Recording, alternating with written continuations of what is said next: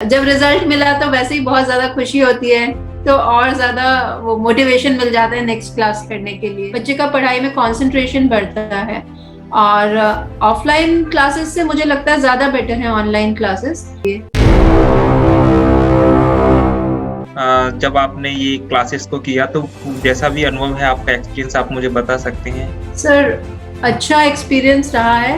और बच्चे को भी इंटरेस्ट आने लग गया था फर्स्ट क्लास ऑनवर्ड्स ही।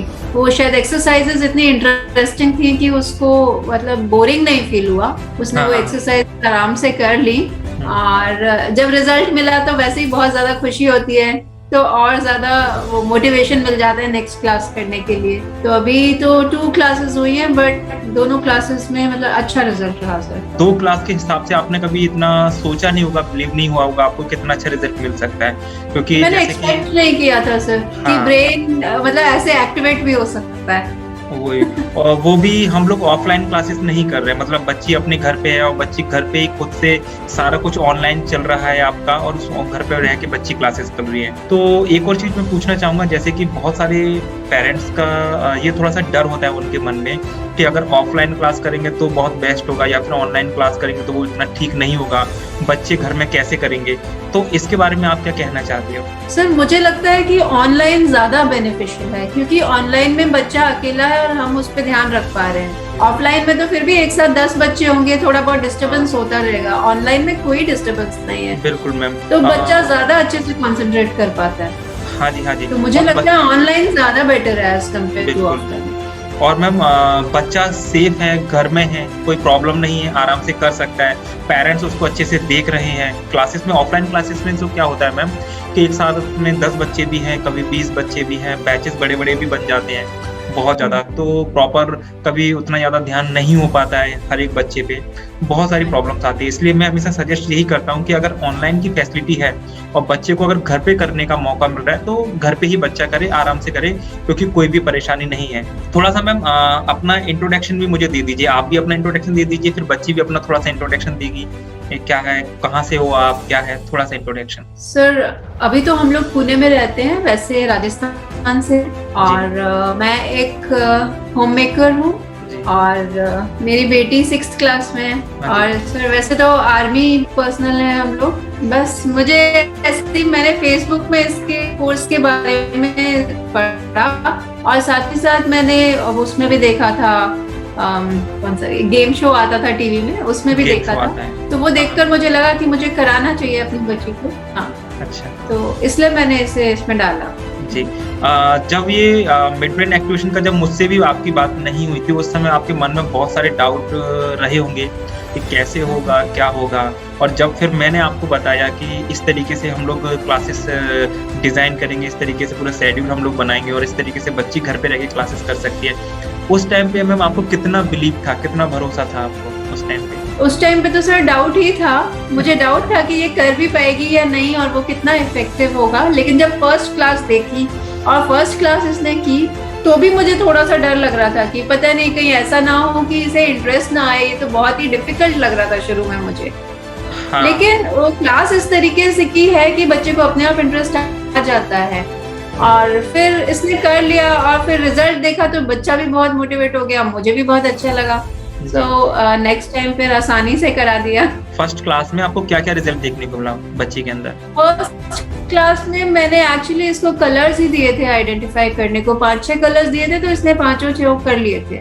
Mainly red, blue, green, yellow ये दिए थे। सेकेंड क्लास में सर मैंने अल्फाबेट्स दिए थे इसे, जो कि मतलब ऐसे चार्ट था, चार्ट में लिखा हुआ था अल्फाबेट्स, तो इसने आइडेंटिफाई करे थे सर वो भी आसानी से, अच्छे से आप बताने लगे। कोई प्रॉब्लम नहीं हुई। अभी सेकंड क्लास है, अभी इनका अभी अपकमिंग संडे आ रहा है, उसको वहाँ पे इनका 3rd क्लास रहेगा संडे को। हाँ जी, 3rd क्लास रहेगा। ओके, सो मैम अभी क्या करना है कि जैसे कलर्स वगैरह इन्होंने आइडेंटिफाई कर लिया, अल्फाबेट्स भी बताने लगे, अब आप जो है बुक्स वगैरह इनको दीजिएगा रीड करने के लिए, बुक्स आप रीड करने के लिए दीजिएगा।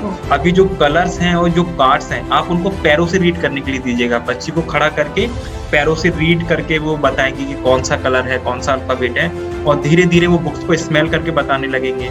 धीरे धीरे जितना भी आप आगे जाना चाहें लेवल्स में आगे बढ़ जाएंगे। और अभी इनका जब 5 क्लास हो जाएगा उसके बाद मैं दूसरा आपको शेड्यूल बताऊंगा, दूसरा वीडियोस पर मैं आपके सामने शेयर करूंगा, है ना।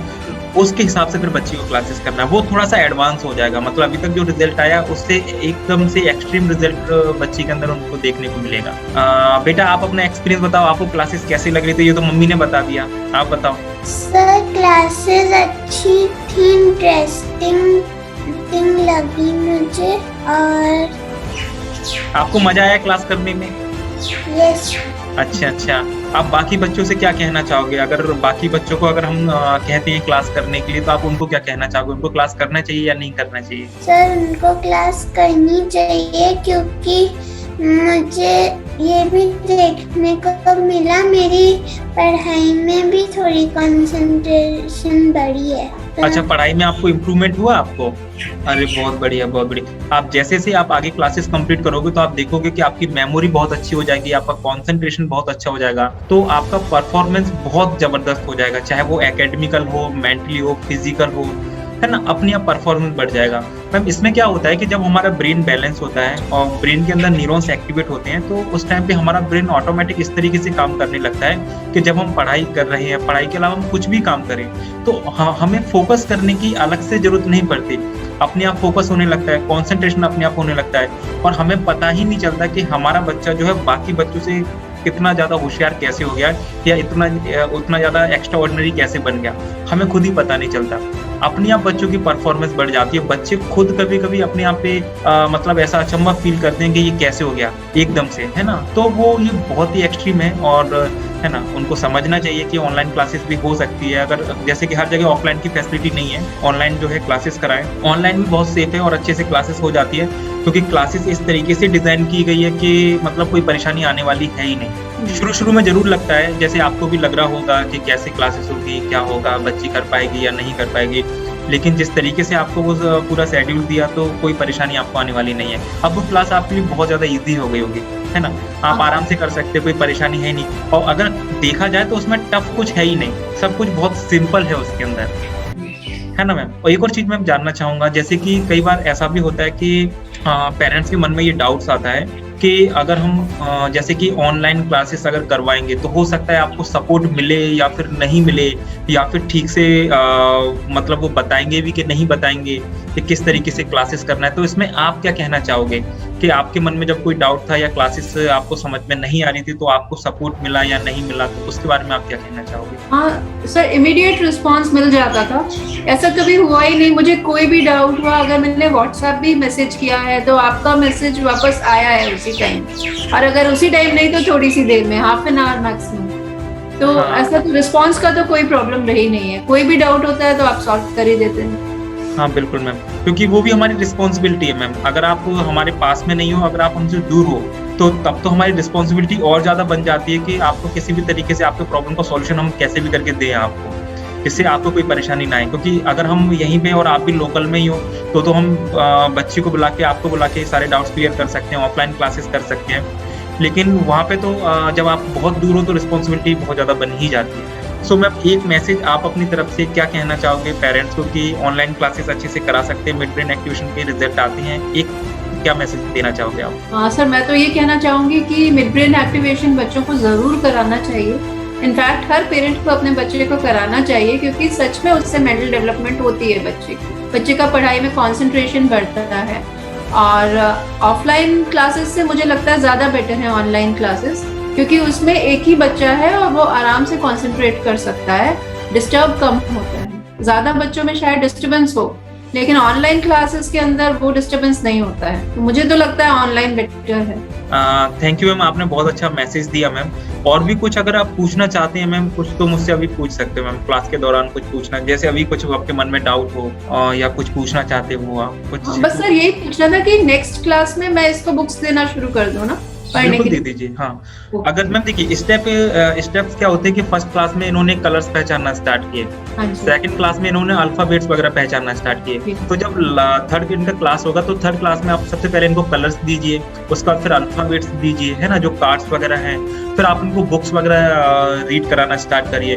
और ऐसा भी कर सकते हैं थर्ड क्लास में आप ना पैरों से भी रीड करवाना स्टार्ट करें, जैसे पैरों के नीचे जो है आप कलर्स वगैरह रख दीजिए, कोई कार्ड्स वगैरह आप रख दीजिए, तो वो धीरे धीरे फोकस करके पहचानने की कोशिश करेंगे, वो अपने आप दिमाग में आने लगेगा।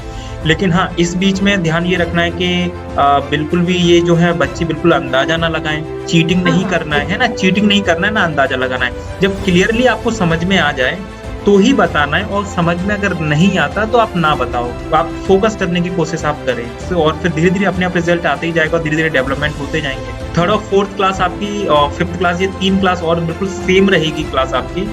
फिफ्थ क्लास से हम लोग चेंज कर देंगे। तो जितने भी टफ आप टास्क दे सकते हैं, मतलब पैरों से रीड करवाना या फिर अलग अलग जितना भी, उतना ज़्यादा इनका फोकस बढ़ेगा, उतना ज़्यादा कॉन्सेंट्रेशन इनका बढ़ेगा अपने आप। ब्रेन का जितना ज़्यादा ब्रेन पे थोड़ा सा हम टास्क देंगे ना, तो ब्रेन उतना ज़्यादा आगे बढ़ेगा। सर एक चीज पूछनी थी कि जो नॉर्मल किताबें हैं जिनके अंदर फॉन्ट साइज बहुत छोटा होता है, हाँ। वो दे सकते हैं या अभी बड़ा फॉन्ट साइज? मैम अभी थोड़ा सा बड़ा दीजिएगा, क्योंकि अभी मैम ब्रेन को आदत नहीं है मैम, क्योंकि क्या है ना, छोटा अगर फॉन्ट अगर रहेगा तो हो सकता है बच्ची उसको रिकॉग्नाइज कर भी ले, दिमाग में आ भी जाए, क्योंकि वो ना सेंस करते हैं, तो हो सकता है दिमाग में अगर पिक्चर भी आ रहा है तो उतना ज्यादा समझ ना पाए। बड़ा बड़ा रहेगा तो थोड़ा थोड़ा दिमाग को आदत पड़ जाएगी। एक बार पहले आप बड़ा बड़ा दीजिए फॉन्ट, उसके बाद में छोटा दीजिए, फिर तो कितना भी छोटा रहेगा, आप कुछ करेंसी भी दोगे या कुछ भी दोगे नोट, वो सब बता देंगे, है ना। सबसे पहले हमें बड़े बड़े फॉन्ट से शुरुआत करनी है ना, और पैरों से भी रीड करवाना आप इस संडे से आप स्टार्ट करिएगा।